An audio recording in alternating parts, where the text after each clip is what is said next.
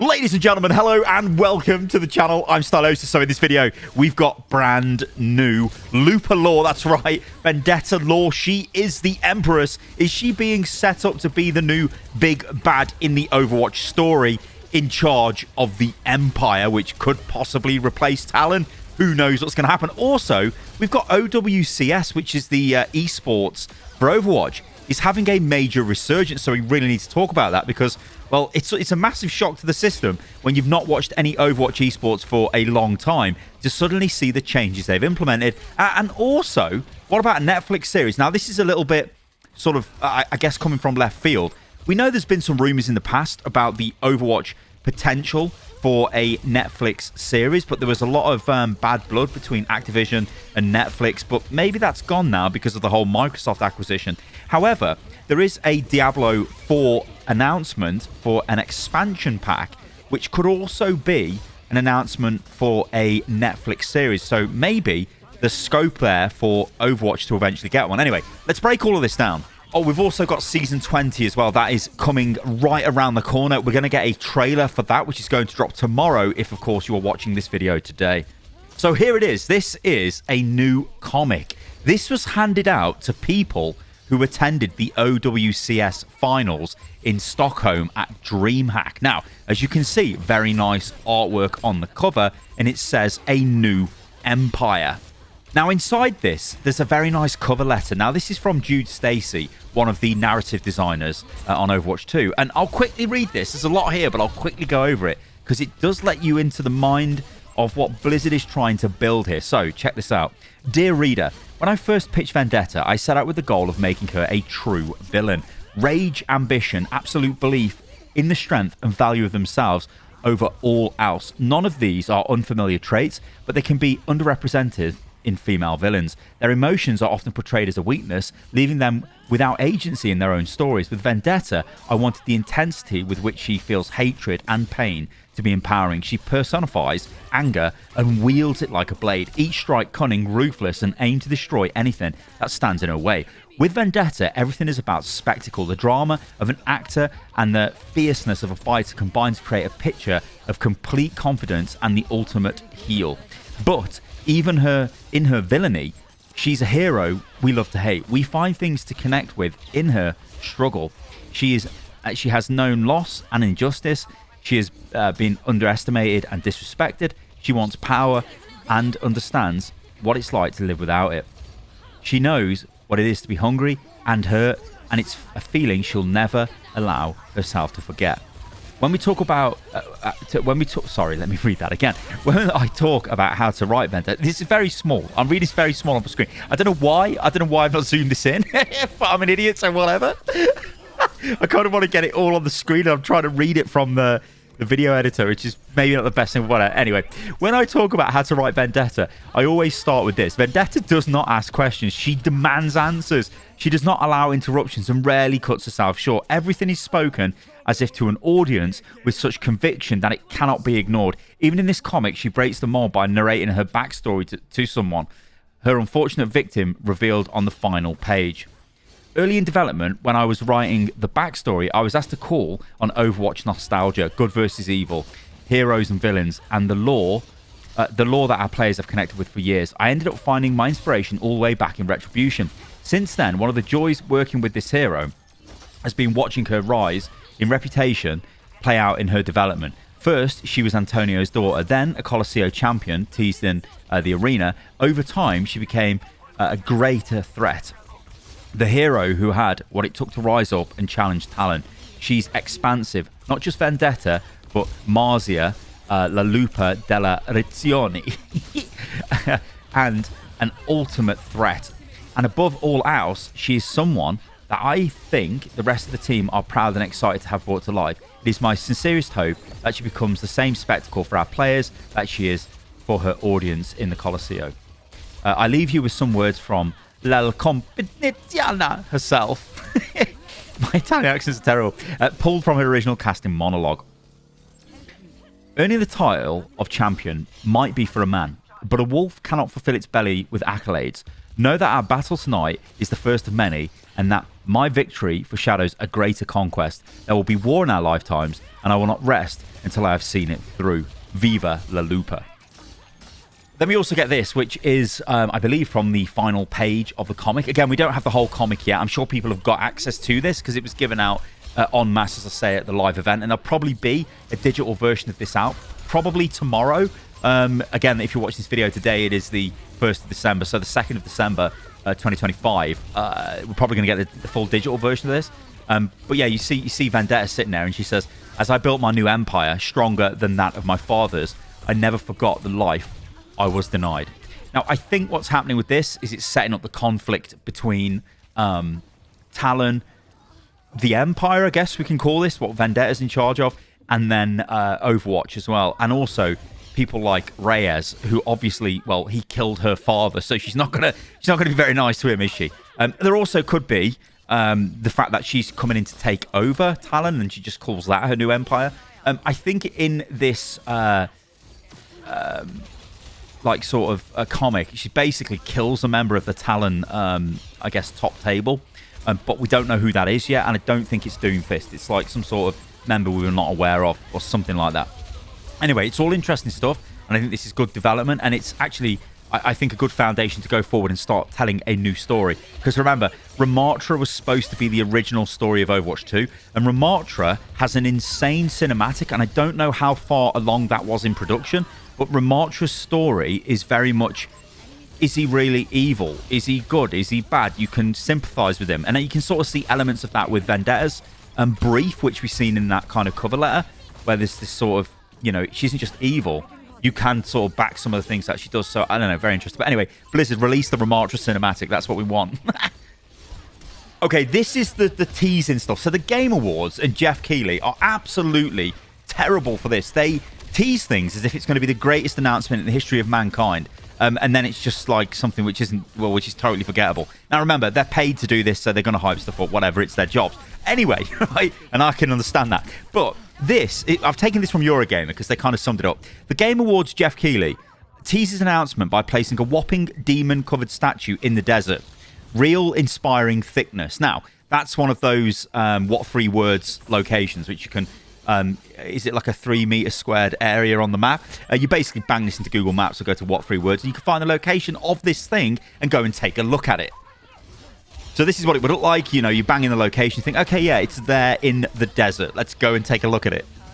And you would have found this thing. You'd be like, what the actual hell is this? Now, people thought this might have been some new God of War game or something like that. But when you get closer and you look at it and it's actually in the day, you can see demons on this. So this is a close-up kind of look at it. You can see these kind of like demons spilling out. And it was pointed out this looks like Diablo-style demons. And I believe it has basically been confirmed.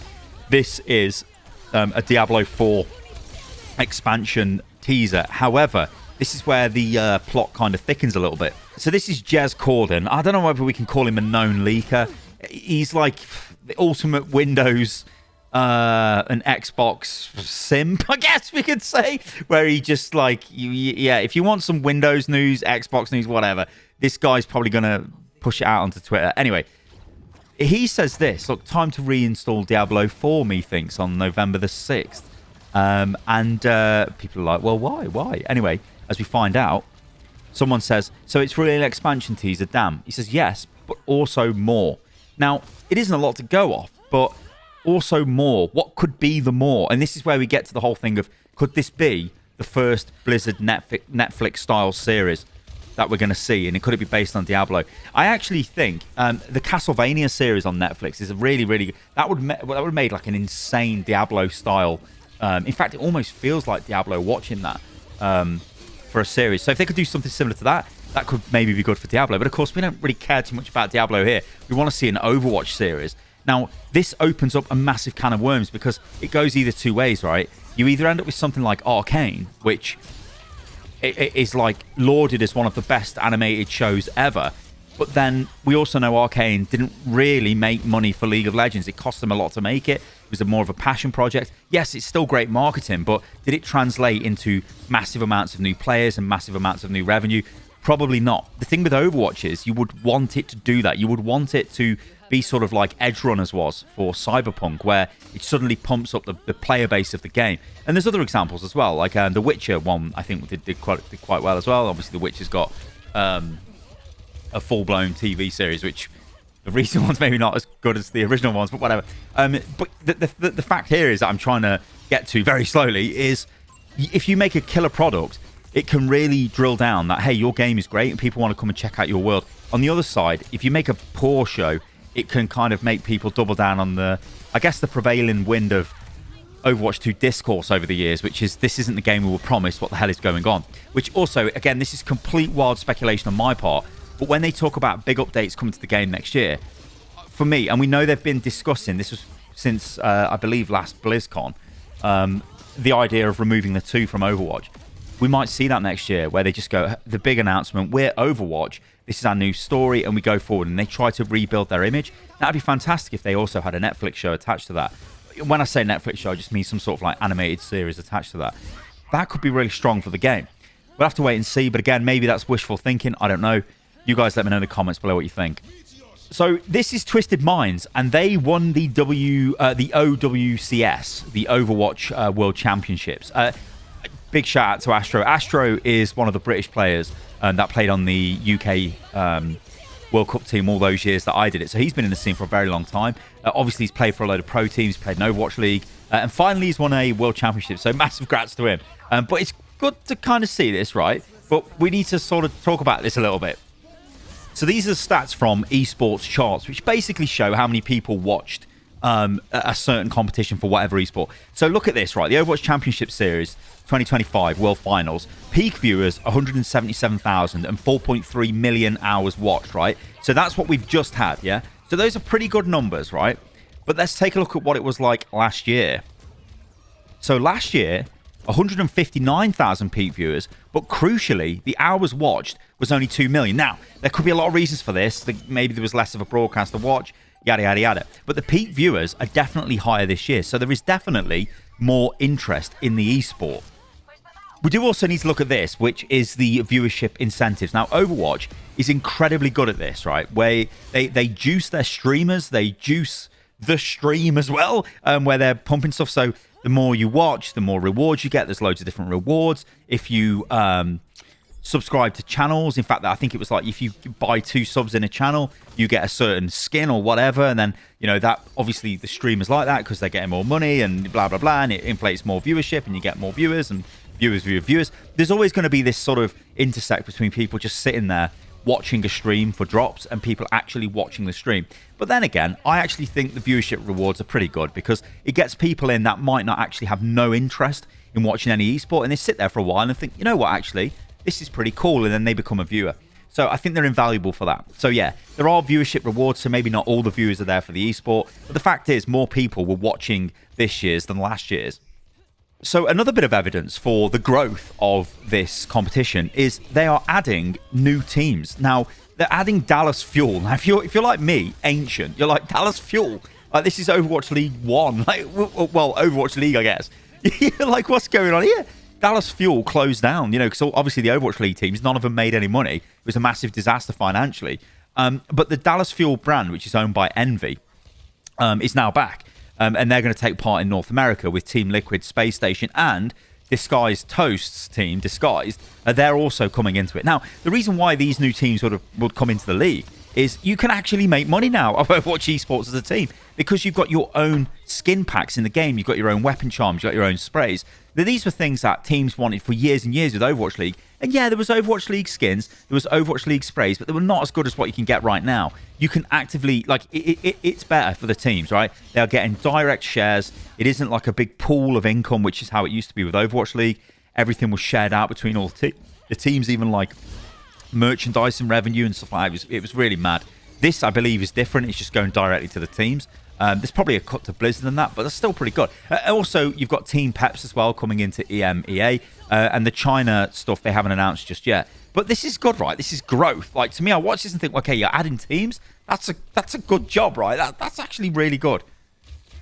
So, we need to talk about the elephant in the room with Overwatch Esports. It is backed and completely propped up by Saudi esports money. The Overwatch World Cup. Now, this is 2 different things, right? So we're going to get confused here. We'll try not to. So the Overwatch World Cup is obviously run by Blizzard. That's coming back this year. which is going to be pretty good. Well, I guess next year, 2026, it's going to end at BlizzCon. That's always great, right? Because that was always the best way of getting casual players into the esports scene, because you support your country and then you see those players maybe made it to like an Overwatch League team. Obviously now they might make it to one of these partner teams, or you might follow them, follow their stream or whatever, right? So I still think it's good, and it still is like a really fun and unique competition, because it does bridge that gap between content creators and players and all of that stuff. And like you guys know, I think I've done like 4 or maybe 5 for the UK.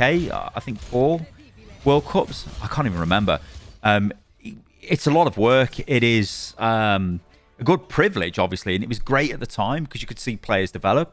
But I think that those days are way behind me. So it's going to be interesting to watch this now and see how it develops. But it'll be fun because obviously I'll be supporting the UK team, and we'll see how they can do.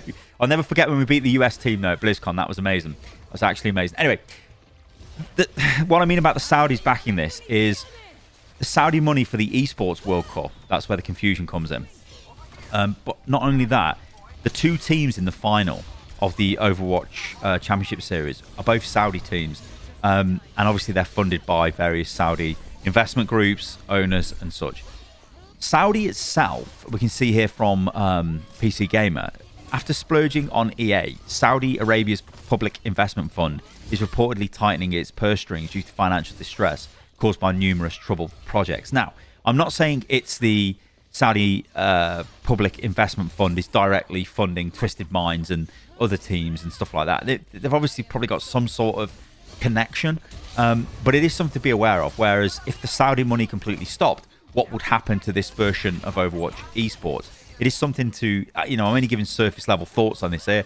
You could go massively detailed into this, the way it's been built and all that kind of stuff. But yeah, I do think though the takeaway here is Overwatch Esports is growing, which is good. And I mean, I'm shocked, to be honest. Did I think it would grow? I mean, probably not, if I'm honest. One thing that happened to me, and this was a massive shock. So it has been a very long time since I've watched the finals of any Overwatch competition. I mean, getting on for years.